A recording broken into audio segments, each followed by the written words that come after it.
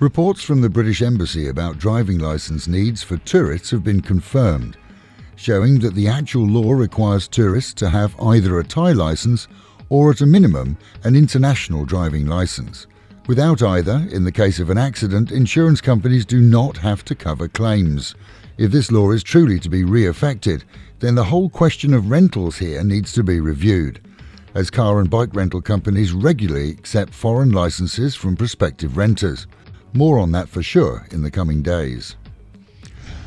A Swiss man accused of abusing more than 80 children in Thailand for over a decade has been fined and sentenced to 16 years in prison by a Swiss court. The Canton Fribourg court also set a requirement that he undergo special treatment. He's been accused of abusing children and taking illegal photographs. With a string of convictions in his own country dating back to the 80s and 90s, he'd fled here, where he ran a bar and arranged dates for other men with youngsters too. Mega Wife, the woman who married at least 13 men, duping them out of various amounts before fleeing, promised to compensate at least one of her exes, refunding his lost dowry. A 2-hour court hearing saw evidence from witnesses that the man had lost 180,000 baht. She undertook to repay it over 3 months or face fraud charges. Online dating was her game, but in her defence she claimed that she'd only legally married 7 of them. Meanwhile, at home and in Pattaya, Monday will see the post-mortem carried out on a Danish man who fell from his condo balcony. The 52-year-old is said to have run out of money. His body, dissected during his fall as he hit roofing en route to the ground, was discovered by staff late Friday.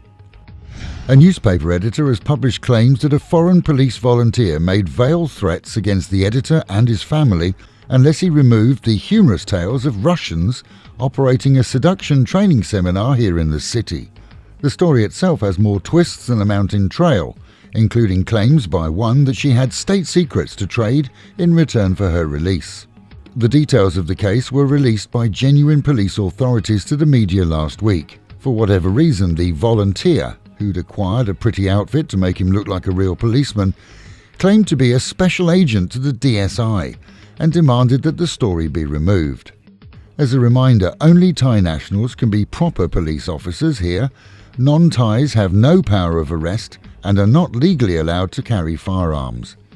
The city benefits from the good ones, many of whom help tourists in distress, and they've aided in reducing minor tourist crime. Thai authorities are said to be investigating the editor's claims and taking them very seriously. A 69-year-old Dutchman and a 19-year-old Thai man were arrested at a hotel in Pattaya on charges of procuring underage boys for prostitution on Sunday. During the raid, 3 underage boys were discovered in the hotel room. Both men were implicated in a sting that saw undercover operators pay for the services of young boys before all were questioned and charges laid.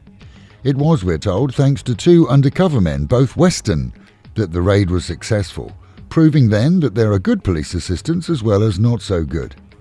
And with the Met Office promising highs today of 35 dropping down to 25, a humid and overcast day. That is the local and national news from Fabulous 103 FM, keeping you in touch with Thailand and of course Pattaya, the city of fun.